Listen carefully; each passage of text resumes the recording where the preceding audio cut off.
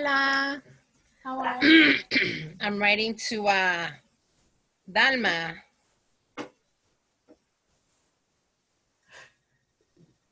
Just to make sure that she has the link. I mean, I only sent it twice, maybe 3 times. Should I call her? I should call her, right? Let me call her. Okay.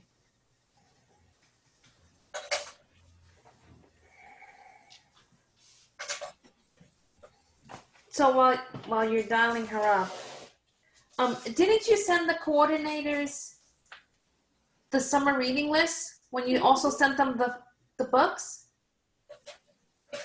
The what? The books for July?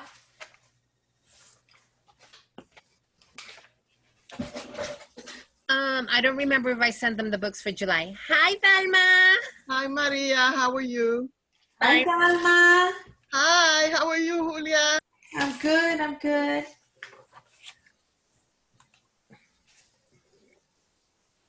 I can't hear her. You can't hear me? Oh, there you go. There you go. Yep. I was saying I haven't seen you in such a long time. I know. I left New York 3 years ago. Oh, my God. Yes. Yes. I'm good. Thank you. Yes. My husband was helping me get it all together. Oh, he's so sweet. Wonderful. Yeah. So how's it going? Good. Okay. Hanging in. Good. I have my flower. You have your flower. Yeah. Do I need my copy of the book? Hold on. I have a copy. Let me get my copy. I have a copy. And you have one very strategically behind you. Looks Oh, very good. my poster, yeah.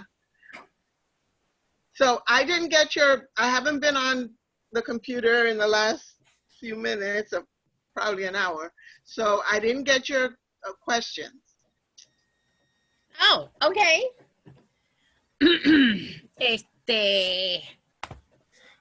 No problem.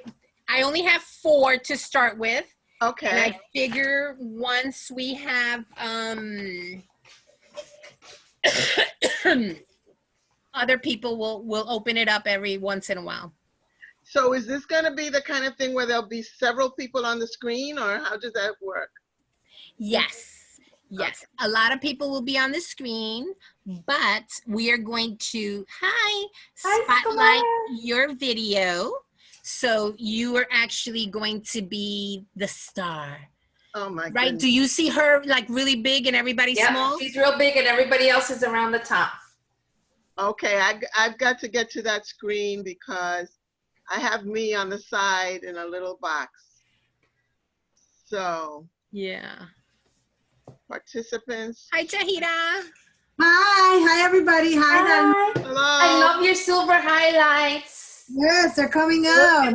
Look at them. They're beautiful. Thank you. It's great to see you guys. I'm glad to be here. Likewise. Happy to see you, Comadre. I hear that Jadira's voice, but I don't see anybody. I'm trying to figure out how to make this bigger. Are you on a computer? Oh, okay. No. That's better. You got So it? now I see Maria, Julia, and Yadira across the top. Yep. Yes, that's us. Hi, Jadi. Hi, my love. Bendición. Santa, mija. Mm-hmm. So I only really have like 3 questions and a comment, and then we'll start doing the presentation. Okay. So I figured you'll be talking about the presentation, and of course we'll ask if anybody has a question, they can pop in and ask it. Otherwise, you just continue. And then you tell me when you want me to move the little cursor, and I will move the little picture for you. Okay, are we using all the pictures? Yes, why not? Okay, great. I mean, you don't have to, you know, I'm not going to do a thesis on each one. Yes.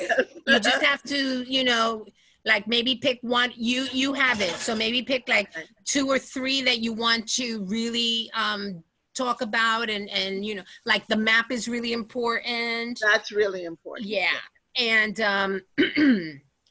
so the map is really important. Explain about, you know, what happened with the hurricane, and Right. then, you know, moving to New York, and, you know, Right. just pick like 2 or 3. The other ones you can just go fast. Right. Right. Okay. It'll also explain a little bit about the how I did research to find all this information. Yep. So what were the questions that you were interested in, just so I have an idea? Okay, so I figured that these would be good to start because they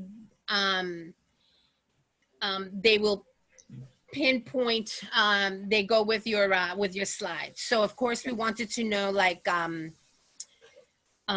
where you got the idea about, you know, the Daughters of the Stone, Right. and how did you know it wasn't like 1 story but 3 stories? Por ahí viene otra gente. And then, you know, like, so your novel is set around, hi Cynthia. Your novel is set around the Puerto Rico plantation. So like, so to talk about, you know, how you did your research. Did you go visit? Did you walk the land? Did you, you know, pour over books? And then, hi. And then, why couldn't this story happen in Cuba or in Santo Domingo? Why did it have to be Puerto Rico? You know? And I mean, we can put up the PowerPoint first, and I'll ask my questions, and then you can go from there. Okay. What do you think? Maybe you have a question about my research? Start with that one? Yeah, and then we can go to the PowerPoint to explain my research. Okay. Okay, and then when I'm done with that, then you can ask the other questions, whatever. Well, what we can do is, hi Carmen, hi Esme, hi Anna. So we can just ask, like, we'll start with the question about why Puerto Rico, not Cuba, not Santo Domingo, and then you can start talking about the plantations. Okay.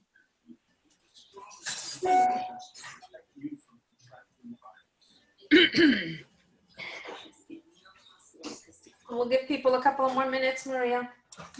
Yes, it's not even 7 yet, so yeah. Leave the meeting for now.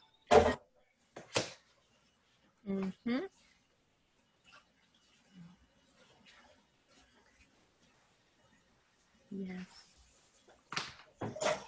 I'm so excited and nervous about this.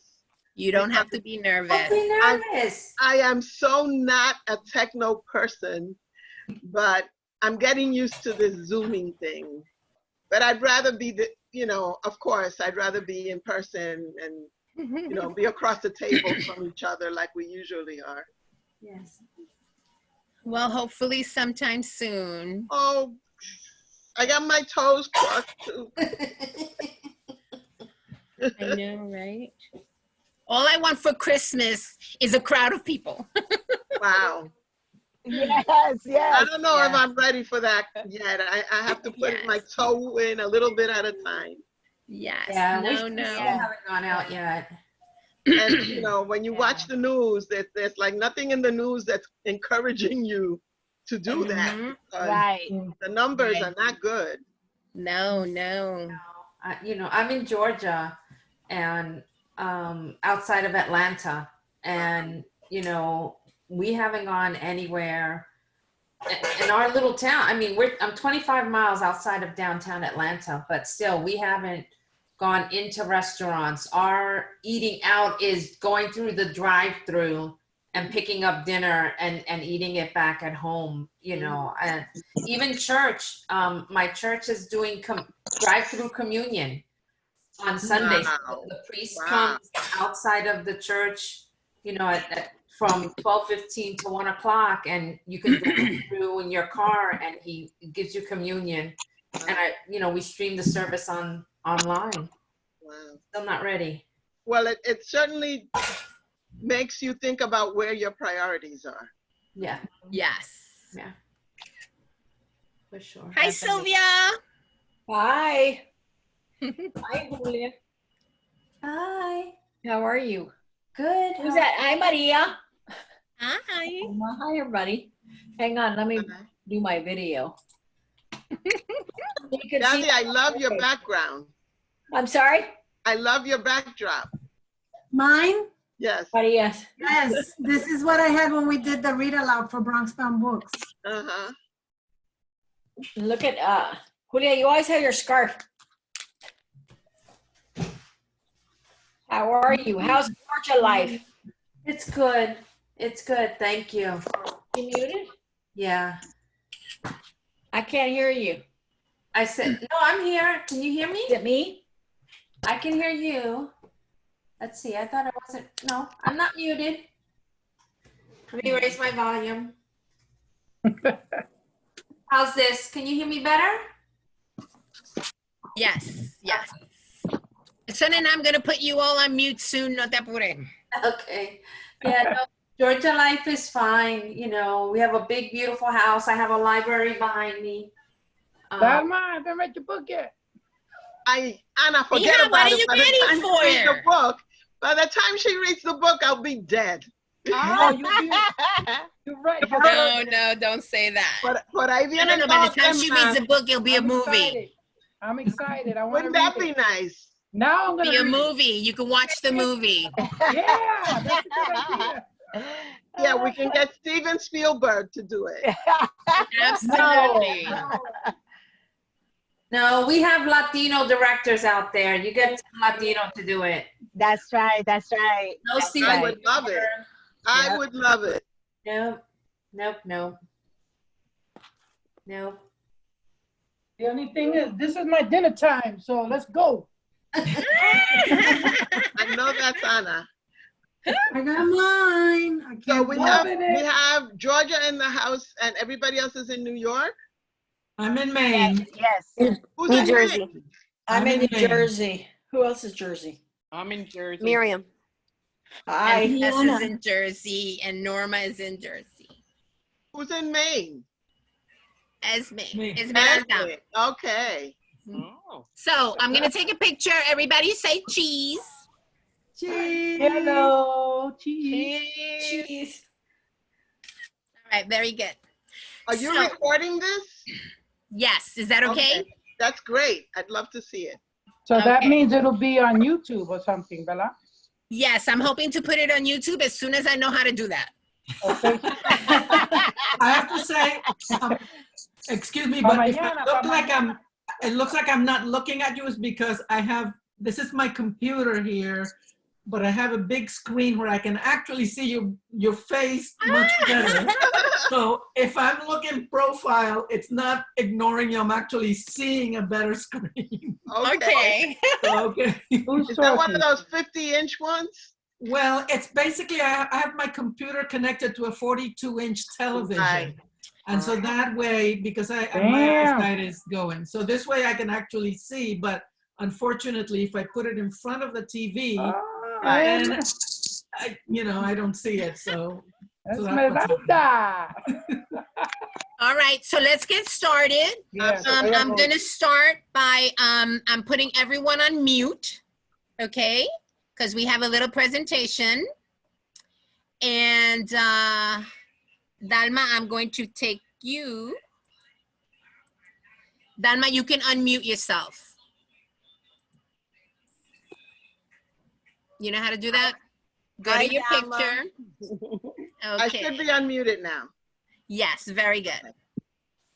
Okay. Okay, so here we go. Let me share. Un minutito, ladies.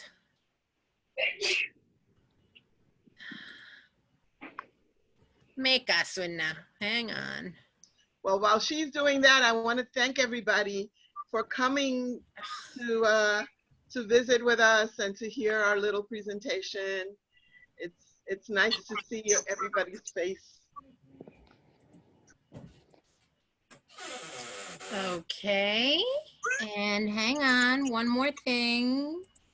And there we go. All right, mi amor. So we want to say welcome to Dahlma.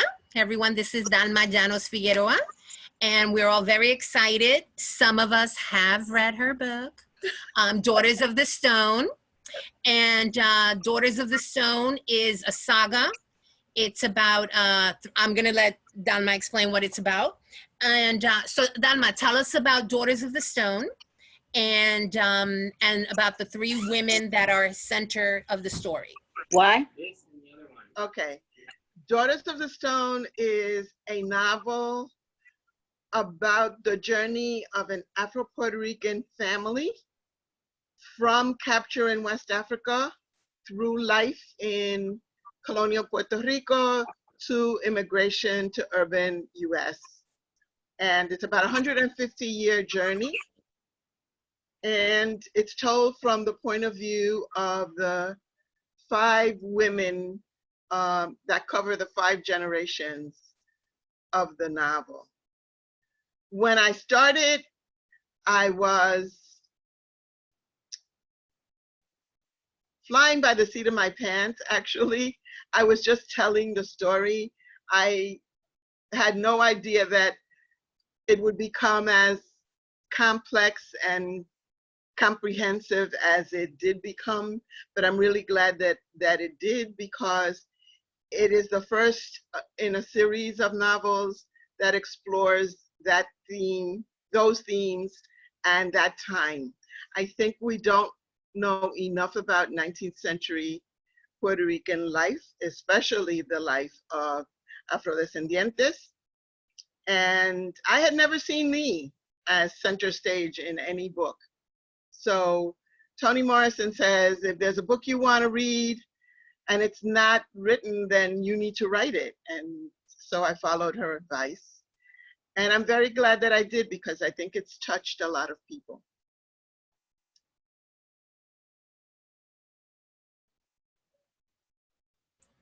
Okay, very good. Now, tell us why Puerto Rico? Why not Cuba? Why not Santo Domingo? I mean, you know, all those little Caribbean islands are the same. Well, they're similar anyway. We're sister islands. But I started writing memoir. I wanted to write a book about my family's journey. And once I started writing it, I started writing all these little pieces of it. And everybody who I talked to about it in my family was upset. The people who I included were upset because they didn't remember those events the way that I wrote them. And the people who I didn't include were upset because they felt, are you saying that I am so insignificant that I don't rate being in your book? At that point, I decided, okay, I'm writing fiction. Fiction, it has nothing to do with anybody in my life. And then I was really free to invent a lot of different things. I say invent because I moved things around. I changed perspective. I changed names. And so it is truly a work of fiction based on a lot of stories that I've heard in my family from over the years. So it could have taken place in Cuba. It could have taken place in the Dominican Republic or any of the Latin American countries, or actually any of the countries that has a rich rural oral tradition. And I'm hoping that that is the universal theme that connects it to people, not just in the Latina universe, but any reader who had a grandmother who told them stories, or had a collection of ladies who came over and sat in rocking chairs and told stories about what happened in the town. So in that sense, it's very specific to Puerto Rico, but it's also universal, I feel. Okay, so so let's get to the presentation, because you have a beautiful Absolutely. presentation. So Okay. Here we go. I wanted to share some of my research with the people who have logged on. This is the islands of Puerto Rico at more or less the turn of the century, from 19th to 20th. If you look at the green areas around the coast, those are the sugarcane plantations, and that is where my work is based. My work is set in the northeastern, closer to the San Juan, Rio Piedras, Santurce area, and so that is where my work is set.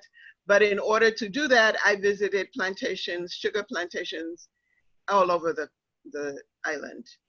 But as you can see, the coffee is grown in the center of the island, near the Cordillera Central, and the sugarcane is mostly coastal, was mostly coastal plantations. So we can go on to the next one. This is just to situate you. This is a family. It's most of the pictures are from 1900, the turn of the century.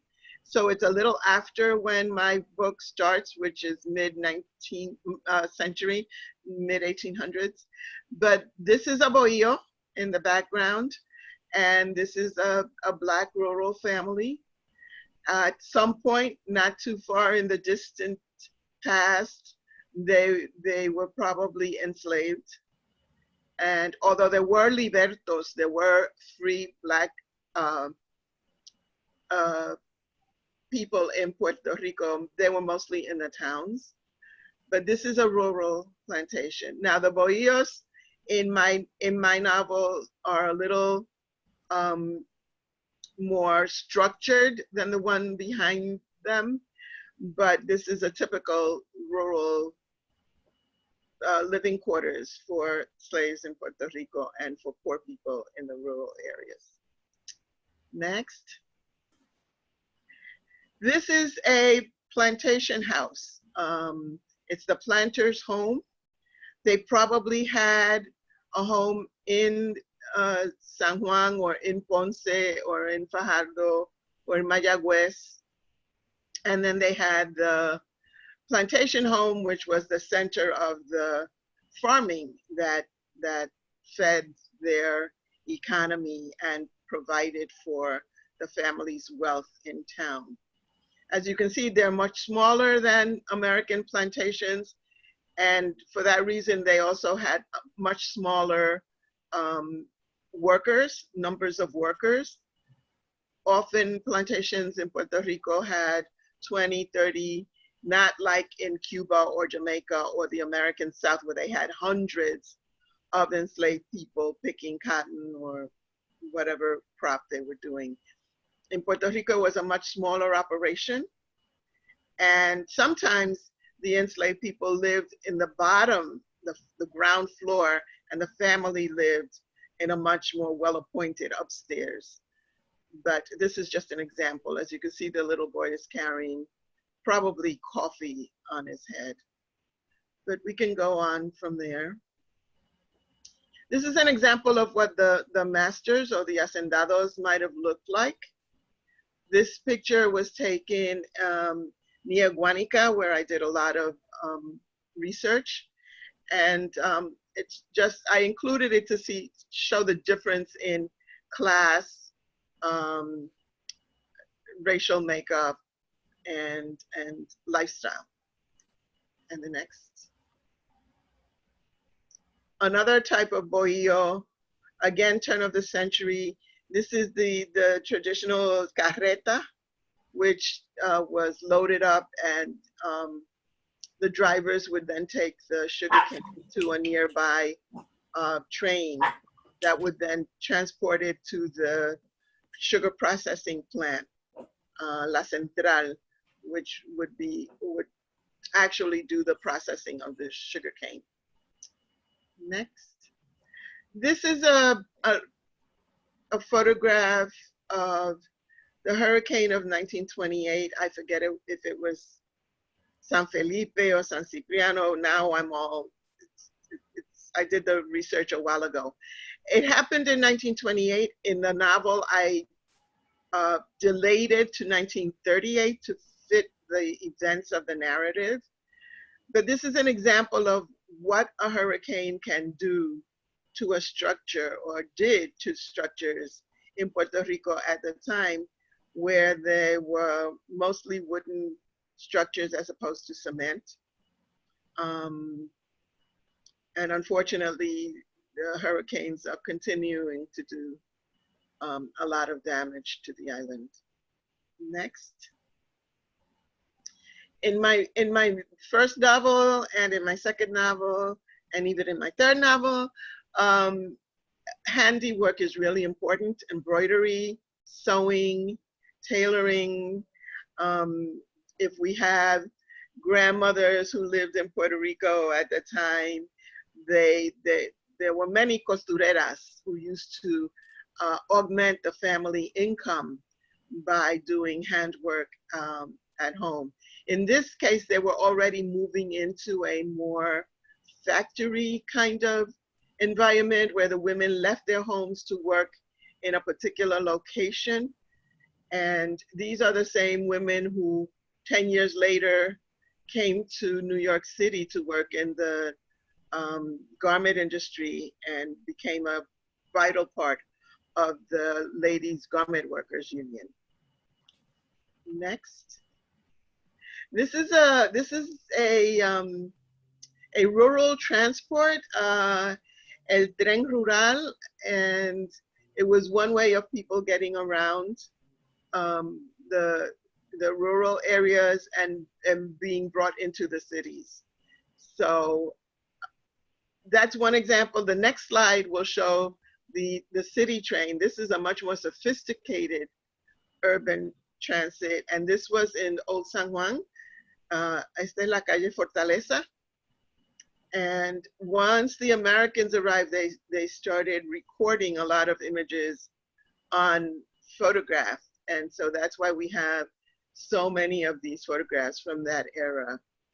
And so I thought it would be interesting for people to see what a train looked like at that time.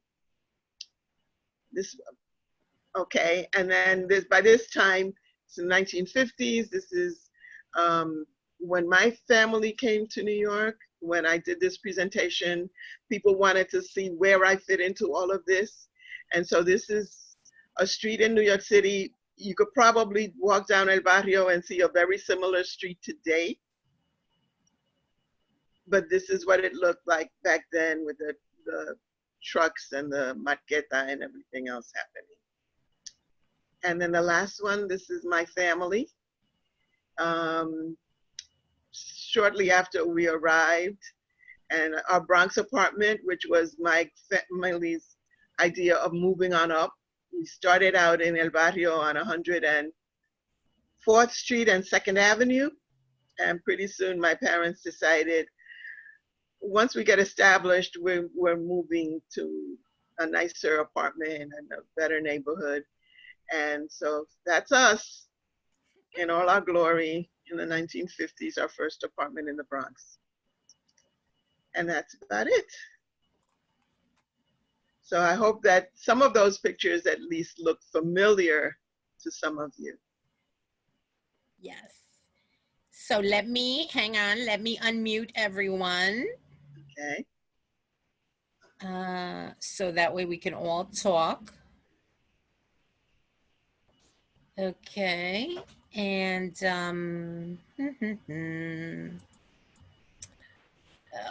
well, for some reason they're not working, but everyone can unmute themselves so we can have a chat.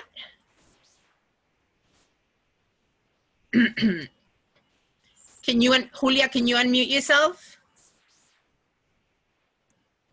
Do it. I think you have to, yeah. There you go. You did it. You have to do it. Some of you, some are not. Okay. Well, mi amores, don't be afraid. Just unmute yourselves. Ask questions. Hi, Gladys. Hi. Ask Dahlma questions. Hi, Dahlma. Hi, let me see, because I can't get you all on the screen at the same time. So who am I talking to? Julia raised her hand. Julia. Yeah. Julia. Dale, Julia. Of course, I read your book 10 years ago when it. Many moons ago when it came out, yes. All right, Don, I'll be there. And I love the whole process of it was smooth, going from family member to family member to family member, the transition as it went through. So was it difficult taking all this research that you've done, and like you said, without trying, you know, after you got the feedback from family members who were upset of not being in there, or they didn't like the way it read, you ultimately, of course, have been pleased with the book. Is there anything you would have done differently? Actually, this book, the manuscript was originally about 530 pages long. And the publisher said, you need to take out about 200 pages. We'll only publish about 300 pages for a debut author. Wow. So the hardest thing for me was taking stuff out. And a lot of people said to me, I feel like something's missing, like here's Cheo and then he's gone, you know, or here's Pablo and then he's gone. My editor felt that the story needed to follow the stone, and the stone is passed from woman to woman to woman.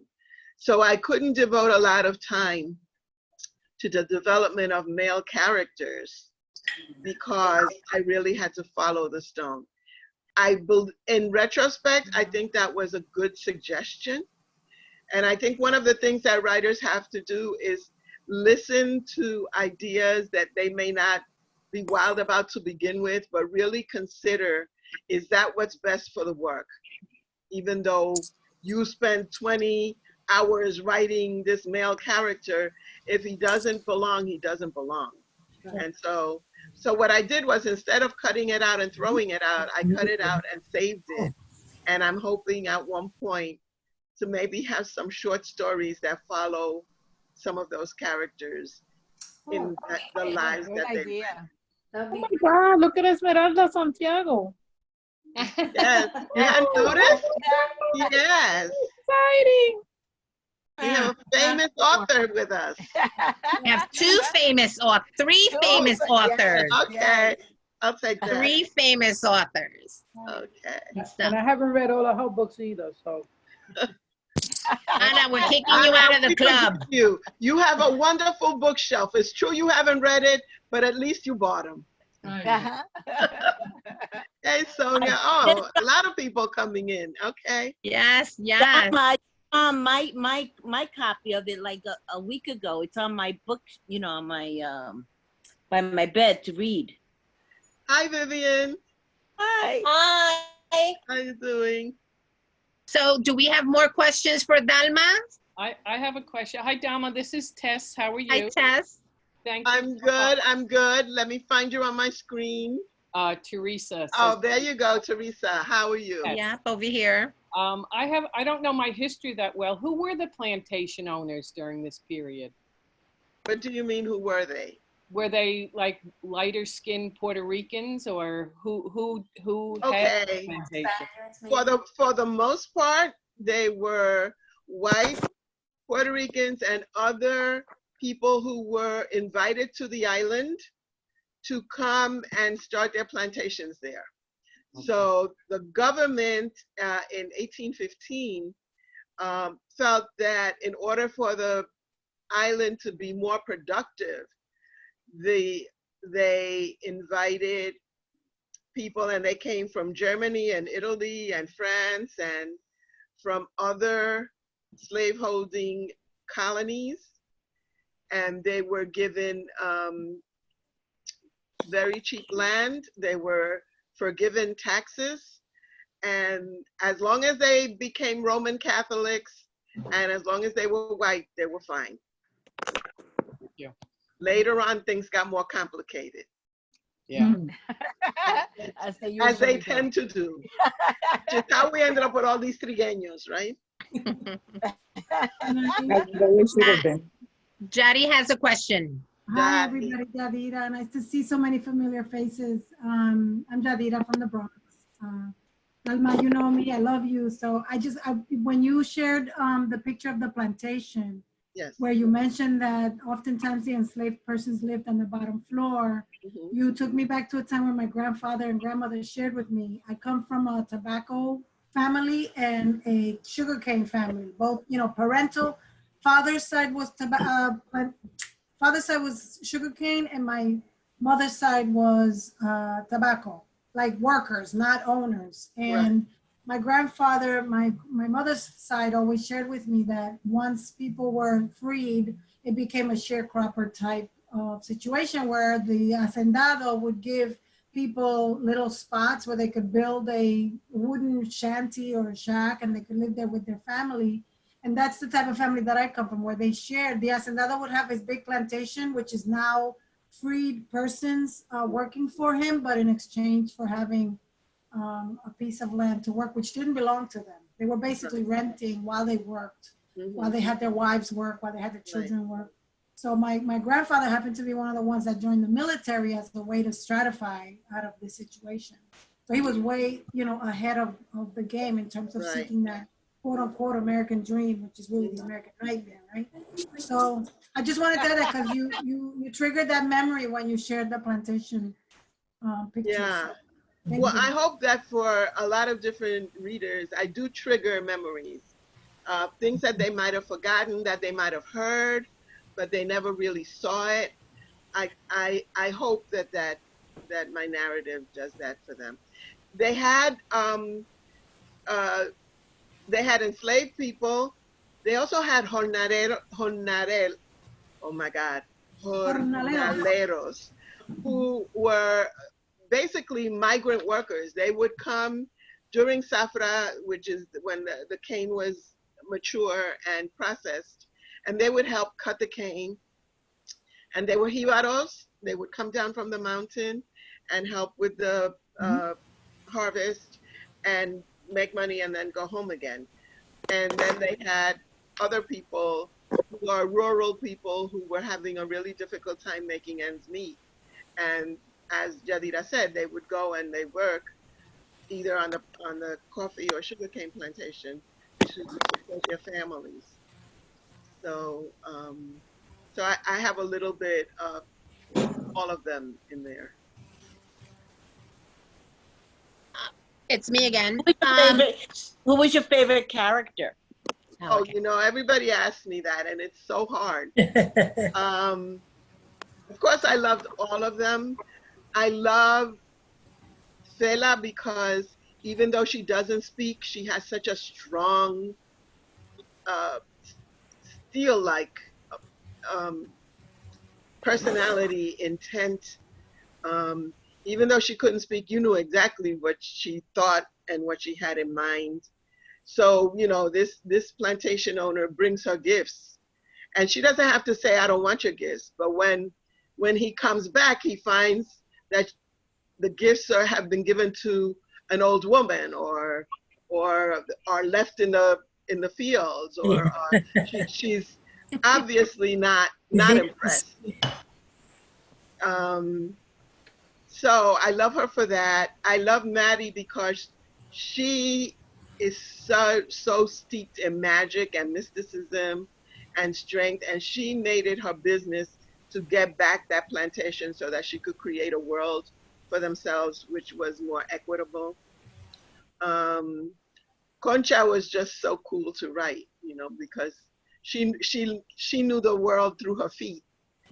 And it was really, I really had to think about that. If you know your world best through your feet, then you do everything with your feet. You play with your baby with your feet. You pick up stuff from the floor with your feet. You make love to your husband with your feet, which was interesting. I had to do a lot of practicing. No, I don't know about practicing. I had to do a lot of imagining. Let's put it that way.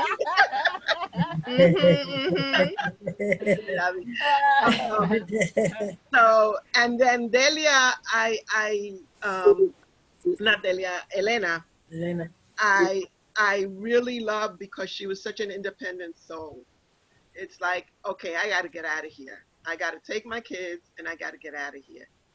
And when you think about the kind of courage that it took for a woman at that time to decide to come to New York City, which she didn't know anything about. She knew New York was cold. So she wore her linen suit because she thought, okay, it's December. Let me put on my linen dress, my linen suit, which is calientito, you know. That kind of calientito meant nothing in some zero weather, right? So, and when you talk to a lot of our elders, what's the first impression they had of New York? Ese frío, I'm gonna die. I thought I was gonna die. My bones were brittle, you know. Yeah. So, so I tried to capture that in that scene where she arrives in New York and she's all messed up and the kids have thrown up and her dress is all messed up and the person who's supposed to pick her up isn't there. And now she's beginning to panic. So even this very strong woman who made these decisions has moments of doubt. And, you know, my husband, why didn't he come with me? Why did he let me come by myself? Doesn't he love me? I need him. And I'm sure that, you know, as women, we are all in a situation where we make decisions that may not be the decision that our partner wants us to make, but then we got to live with the consequences, you know. And then Carissa is more like me, right? She's my contemporary.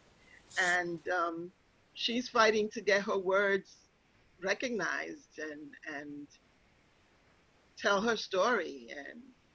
And there's nobody throwing doors wide open for you to do that. You have to kind of bust them down. So. Okay, Esmeralda has a question. Yes, Esmeralda. Hi. I have a comment about something you said at your presentation that really struck me, and just the courage that you had to take your family's story and making it into fiction, and even having the courage to move San Felipe from 1928 to 1928, 10 years later. Those are the kinds of decisions that especially people who are going from memoir to fiction, let's say, you still are afraid to make those big leaps like you did. And I just wanted to commend and thank you for doing that, because I think in Puerto Rico, we really need more stories about our history, whether it's memoir or fiction. And we just need people to be courageous about their ability to tell our story. We do it in Spanish or in English, it doesn't matter. But I think it was really, it meant a lot to me that you said that and you admitted that you did that, because a lot of people would be afraid to even try it. And so, good job. Oh, thank you so much. I always stress that I am aware of history, but I am a fiction writer. And so everything is subordinate to the narrative making sense. And so if I have to move a hurricane here or there, right. You know, I'm not a historian. Okay, so we have a couple of more questions. Yes. What do you think is the trend for the inheritance of verbal storytelling in Puerto Rican culture? Oh, I think it's alive and well. And I think that we as, I'm not going to say elders, because not all of us are, but we as daughters of elders can really encourage the older generation to gift us their stories before they pass on. Yep.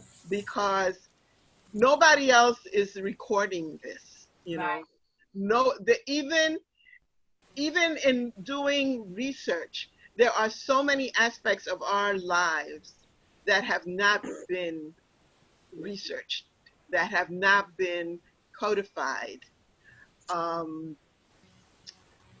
You know, there's a section in the book that I could have only written because I was there, in terms of you know, how old ladies hang on to stuff, you know. So one of my characters is a very old woman whose husband of many, many, many decades dies. And she wears his shoes. She wears his cajas, his dentures. She is going to hang on to him any way she can.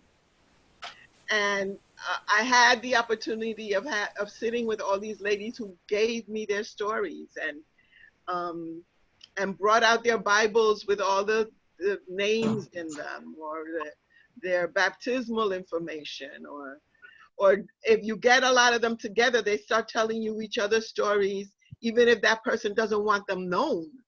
So, you know, one said, pues mira, tal y cual se la llevó el marido, se la llevó para Nueva York, you know, and you get all the dirt, and I love it.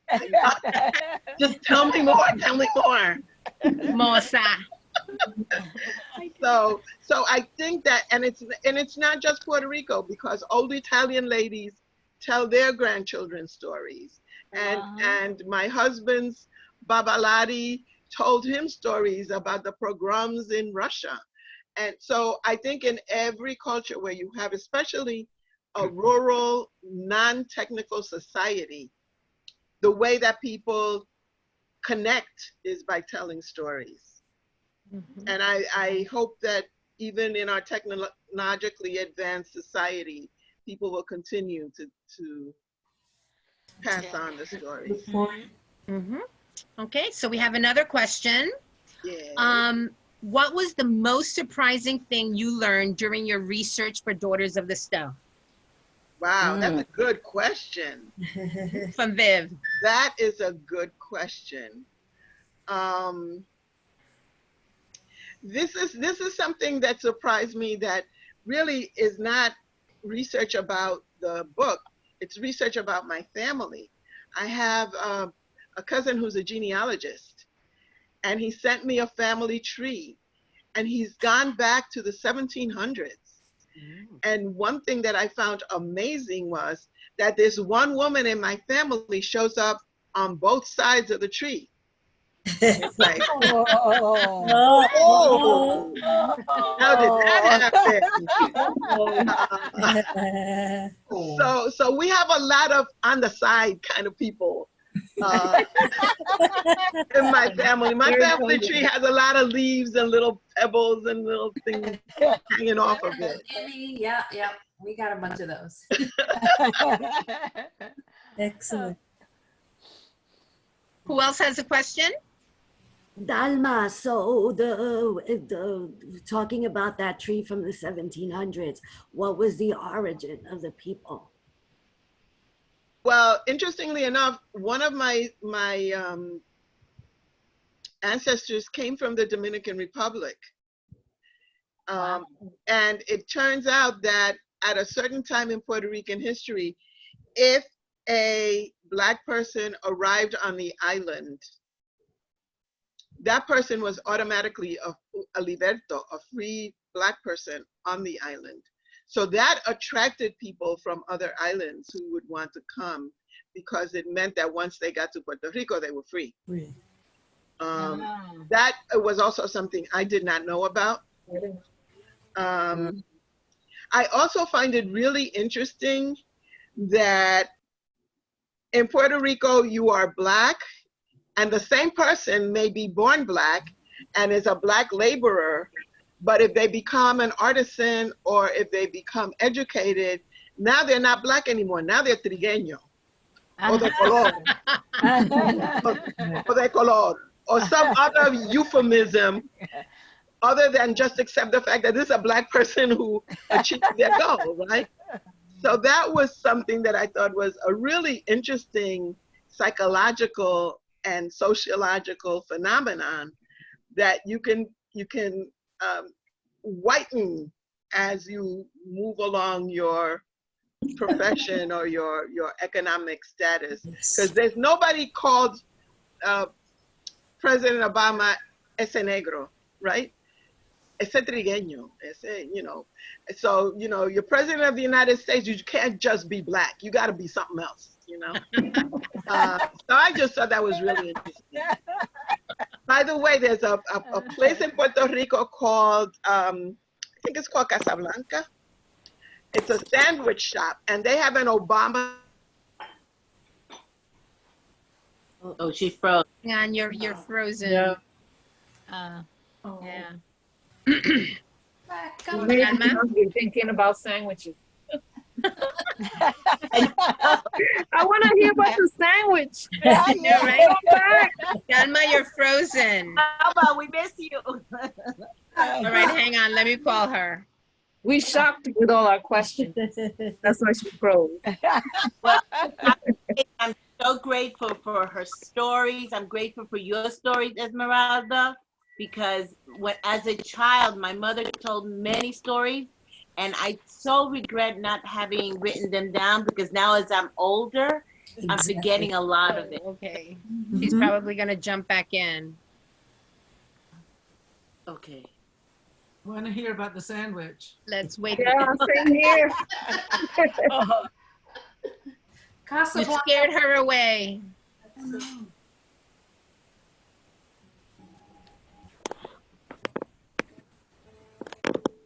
She froze.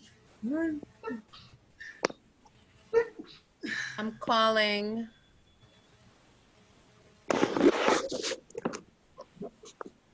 Oh, we lost. So, Julia, tell us more about the book. Oye, planchamela. Me tell you about the book? Read the back cover page. Oh, okay. There you have it. Where did I put it? Échame la camisa. It says, Daughters of the Stone follows the lives of 5 generations of Afro-Puerto Rican women, focusing on the legacy passed from one generation to the next. How does generation deal with that legacy given changing environments? Okay, and perfect. culture? Thank you. How does the environment change the legacy? What happens to No problem. We're just waiting for you. What happens? Okay, bye. What happens to communication when language and culture are truncated? What legacy does a woman who owns nothing, not even her own body, leave for her daughter? What happens to a storyteller when she can no longer tell her stories? Can one build for the future without coming to terms with the past? This is a novel of memory, magic, and resilience in the face of enormous obstacles.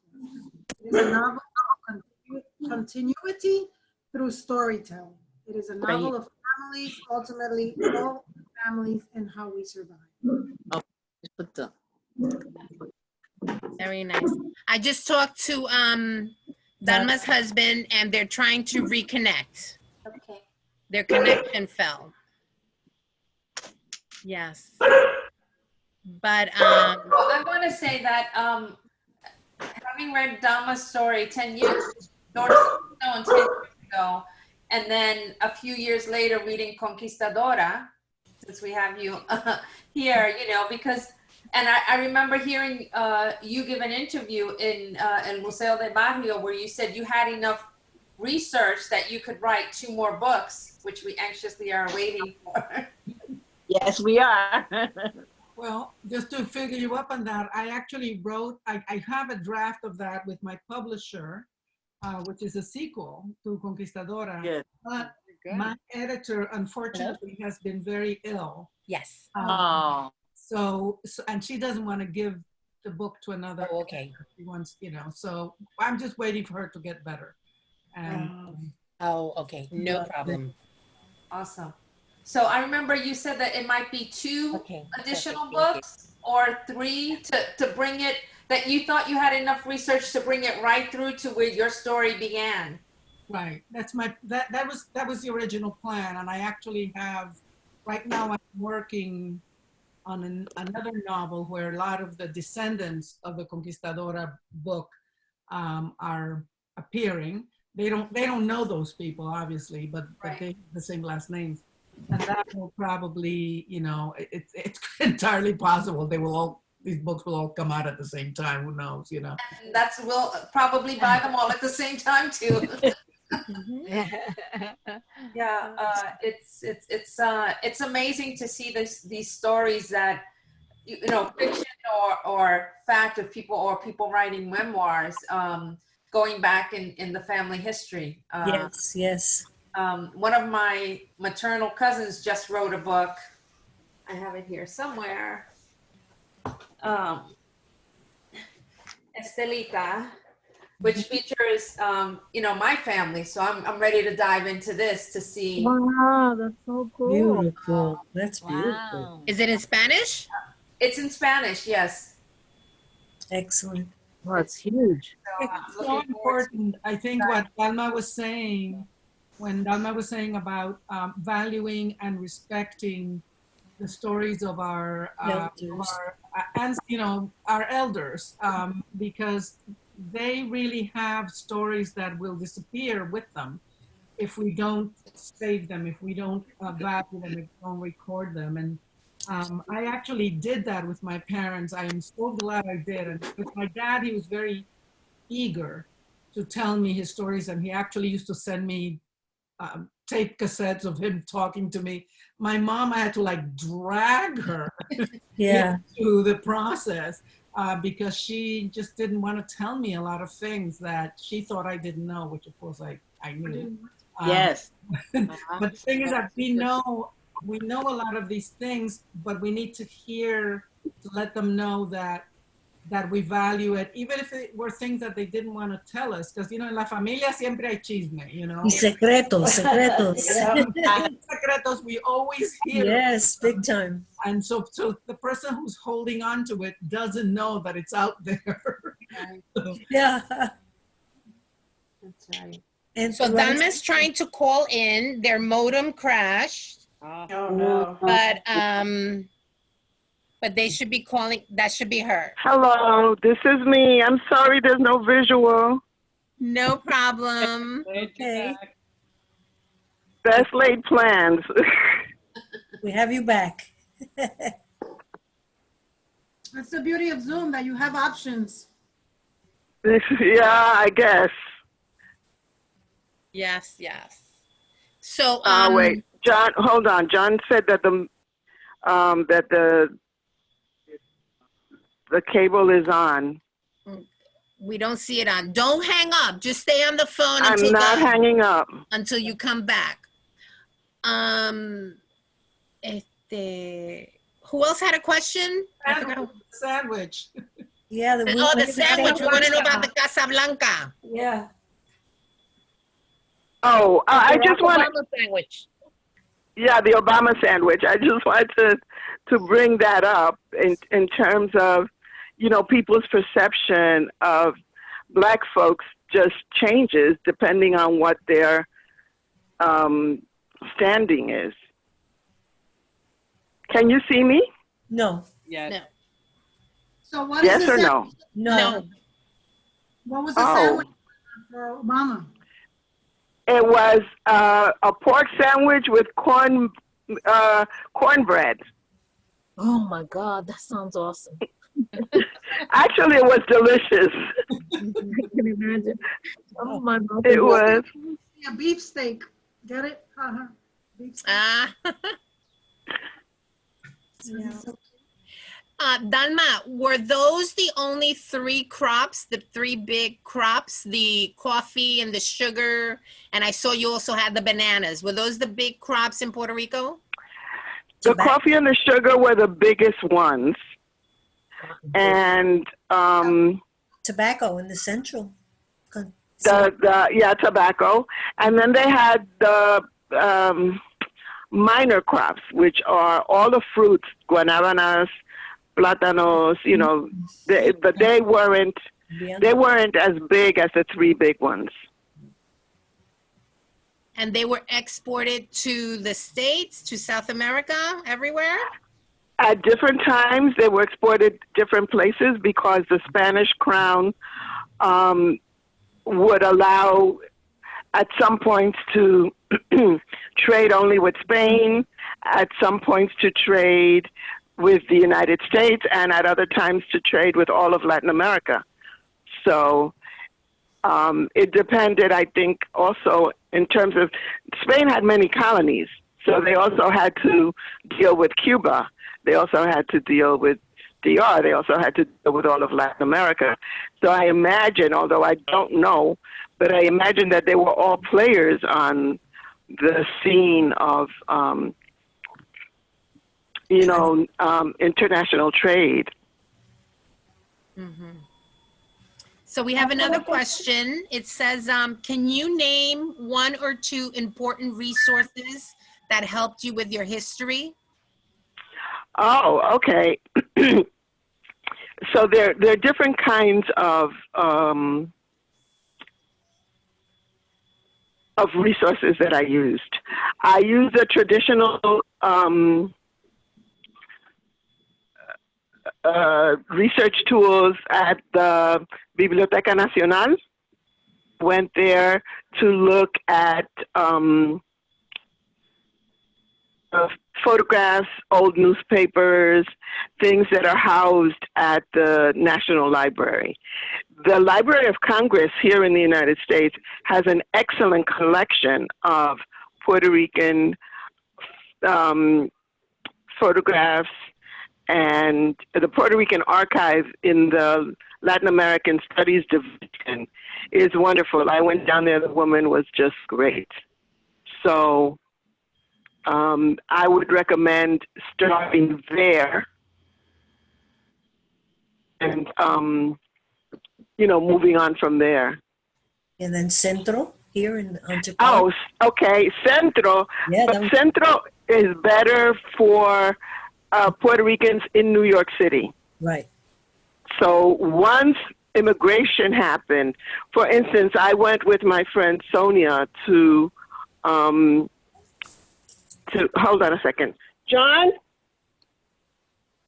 I went with my friend Sonia to Centro, and I didn't know that Puerto Ricans had ID cards in the 1950s. So that they could cash their checks, and so because all their documents were in Spanish, right?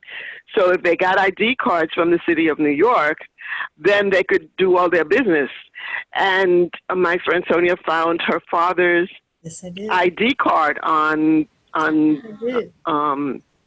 with his photograph, his, it was wonderful. It was wonderful. That's pretty cool. Wow. Yeah. Yeah.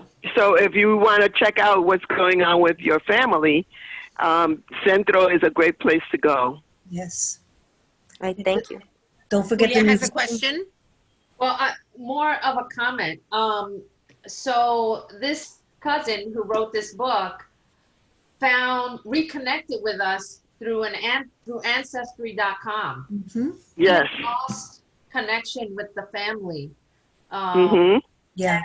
And so she found us all again, through Ancestry.com. So that I just wanted to throw that in there. That's important because a lot of people have made connections and they have old documents. I found my grandmother's wedding from 1905, so it's very valuable. A lot of old documents. The census in Puerto Rico from 1910 to 1940 is very clear. You'll know exactly where your family lived. Search. It's incredible. Very impressive. The documentation that they have. Yeah. My family, we're also doing our ancestry DNA. We're only following like my mother through all the women and then my father through all the men. We're not doing like the whole family. We're just doing all the men, all the women. And because my sister's looking for a pirate. And she's convinced that we have a pirate in the family because we've gotten to 17 something, and we come from the Canary Islands on my grandfather's side. Oh, they should definitely have. Yeah, so she's looking for a pirate. But when we were looking at so she sends me like all the old registries from the towns and stuff because they're all copied. So if you do Ancestry DNA, those records are fantastic. And let me tell you, those people have great penmanship. Oh my God. They do. And but you really have to you really have to focus and you have to read slowly. Yes. But it's so detailed. This mother, this grandmother, and then it tells you, it was so cute. It tells you who's legitimate, who's illegitimate. Yes. It tells you who's white, who's black, who's mestiza. It's amazing. It even tells you who your vecinos are. I'm like, my God, talk about all this information. you know, it tells you all that, like who was married to who didn't get, like I have one of my ancestors on my father's side, the son was illegitimate, and the parents had been married like 30 years, but the son was illegitimate. When he went to get married, his fiance was legitimate, and she came from, I guess she came from like a really good family because her father was a doctor. So his parents had to get married so that he could marry the girlfriend. So they're both married on the same day, 1 hour apart. Wow. It's hysterical. That's a novel in itself. Yes, Yeah. but it's so detailed where they tell, and the census, like you were saying, Sonia, Yes. it tells you who was living in that house, Exactly. how old they are, were. the relationship. I'm like, I don't even think, you know, like Amazing. people nowadays, they don't open the door for the census. No, they You don't don't. want anybody in your Amazing. house. Amazing. And not a lot of people filled it in and send it back. But then it's like so clear who was who, how are you related, how old you are, what were you working, you know, Right, where what you was your work. occupation. Yes, absolutely. It's amazing. Valuable, valuable. I found out my grandfather was illegitimate, and that was a secret. My parents had died, so I couldn't ask anybody, and I asked my uncle, and that's my mother's last name. So that last name belonged to her grandmother, not her grandfather. So that's a whole generation that had a name because of that incident. So it's interesting. You think you're a Rodriguez, and you're Rodriguez because the grandmother was, not the grandfather. Nobody knows his Well, name. you know what we found? We found that my aunts, my father was like the oldest of 5. So my aunt is now 84, give or take. Mm-hmm. So when we were doing our ancestor DNA, we found that they had the wrong name for my grandmother. Uh-huh. Because they called my grandmother Carmela, okay? Because she was the only girl and her father was Carmelo. So they named her Carmela. So everybody calls her, the whole life, they called her Carmela. Well, her name was Maria del Carmen. There you go. There And you when go. I told my aunt that, she's like, oh, no, Nena, you're wrong, you're wrong. And I'm like, Titi, look, I have it right here. I have her birth certificate. I have the marriage certificate. Your mother's name is Maria del Carmen. And they were shocked. I was in shock because that's my name. Can anyone see Dahlma? She asked if we could see her, but I don't know. Yeah. Dom is here. Dahlma is back. She's back in. Yes, mírala ahí. Do you see her? No, not yet. She's in the little corner. I'm going to pin her. I don't hear her though. Do you see her? Yes. Dahlma, we can't hear you. Let me see if I can unmute you. Where are you? There you are. Dale. Mama, you should be able to unmute. No. He's calling in again, I think. Yeah, so it's pretty interesting when you go through the whole genealogy. Fascinating. Fascinating. Yes, it is. How do you text her? To Dahlma. Dahlma, can you? Ay, mama. I told her not to hang up. Where's John? Where's John? Tess, you were saying something? No, nothing. Oh, there she goes. Dahlma. Dahlma? Mi amor, say something.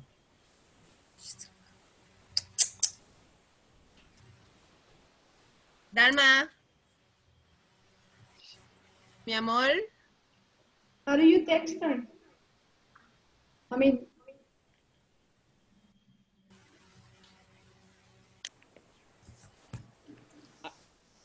Dahlma? She's not hearing me. Not here. Well, while we get her back, I can share one of the research items that she used. I went with her on a trip to Puerto Rico to the Museum of African History, and there was a log there as they deboarded. They had a log of each slave and what they could possibly do. I mean, this is actual documentation. It affected her tremendously. And it showed pages for men and women, their weight and possible jobs at an hacienda or a plantation, whether it be a seamstress, whether it be a cook. They assumed these possible roles, and according to the age of the slave, what they could possibly do, and who was sick and should be not given certain jobs. It was amazing to read these logs. So that's where she got the idea also of a seamstress at the beginning of the novel, remember? So it's very interesting how this was a procedure that took place in Puerto Rico as the slave ships came in.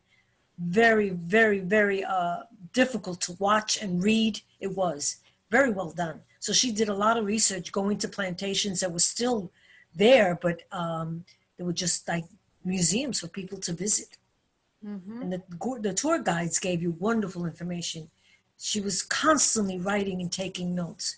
So she actually went to the plantations and knew, you know, which part of the island, whether there were the tobacco industry, the sugar.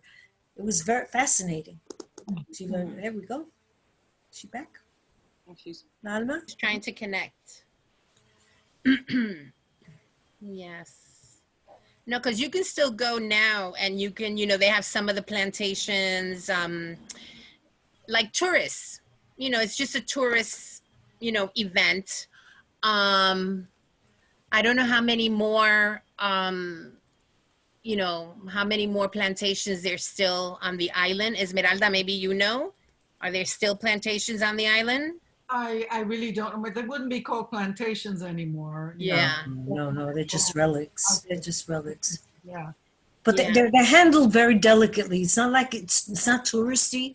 You have to ask permission, and they're handled very well. Yes. It's a very delicate thing. So she really tried hard to get that visit and given, I use the word tour, but she was allowed to walk around. It was a building that was decomposing, but she could still see the living quarters. It was fascinating. In Ponce. It was fascinating. Yeah. So Now, that's my how- family comes from Ponce, and I remember when I was a child, there were certain times of the year where you could smell the sugar cane. Oh my God, when they burned those fields, it was amazing, amazing. But you know, nowadays you don't smell it anymore. You know, they you know, everything is different. They don't have all that land is now, you know, like different houses, different complexes. You know, unless you go like in the island, toward the center of the island, on the outskirts, everything is like very built up. Dahlma's back, but she can't hear or Mi you can't hear amor. her. Oh, we lost her. I'm gonna jump off, but I have to go, but thanks for hosting this. It's good to see everybody. Take care. Good, thank you for coming. Bye. Thank you for coming. So I wanted to say good night. Thank you. It was wonderful seeing everyone. Good to see you, Yadira. Thank you. I'm sorry. That's not your fault. Pero thank you for coming to see Dahlma. She was wonderful. Yes. And everything. And she is working on a third. Oh, Dahlma, can you hear us? No, her power is still out. Dahlma is working on a new novel. Yes. And so who knows, maybe soon, maybe for Christmas, we'll have another Dahlma novel. Yay, we're hoping. Thank you, Maria. Yeah. Thank you for allowing me to participate. Bye, everyone. Thank you, Esmeralda. Thank you, Esmeralda. Great to see you. Thank you, Sonia, for filling us in. Oh, my pleasure. Thank you for having me. Dahlma, mi amor, I'm sorry that we can't hear you. But thank you very much. And if anyone has any more questions, we can always send them in to her. And yes, so I will let her know that we are proud of her and that we're excited about her new book. Yes, I'm excited to hear the stories that didn't make it into the book. I want to see those stories, and I want to see. I want it. I don't want just an e-book. I want, because I like physical books, so I want a physical book to call it, you know, Men of the Stone or whatever. However you're going to correlate them. That I great point. Side by side on my bookcase with this one. So I look forward to those 200 pages that you took out of the book. put into a novella form so that we can go back and forth. Excellent. You know, and maybe say, okay, read in Daughters of the Stone up to page 127 and then read chapters 2, 3, and 4 of the next book so that, you know, it just flows. Yeah. Yeah. Yeah. Is that too much? Look at I want her to see the chat. questions. Yes, the questions. Absolutely. Thank you, Maria. Thank you I so much. gotta go, ladies. Yes. All right, bye-bye. Bye-bye. Thank you so much. Yeah, well, all right, we'll have to try again. We'll bring her back for another session. Perfect. She can tell us about novelas and stuff. Cynthia, did you have a question? No. You're good? Good. Norma, you're good? Yes. Yeah, but I gotta go. Thank you. All right. Thank Nanette, you. you're good? All right. Thank you, everyone, for coming. Thank you, Dahlma. I'll call her and let her know that we really appreciate her. Thank you all for being here. And don't forget, Friday is happy hour. You know, the Comadres happy hour at 6. And then next Tuesday, Comadre Eris Garriga is going to do a cooking show. Okay, so I'll send you all the ingredients. All right, ladies, have a good night. Bye, comadres. Bye. Good night.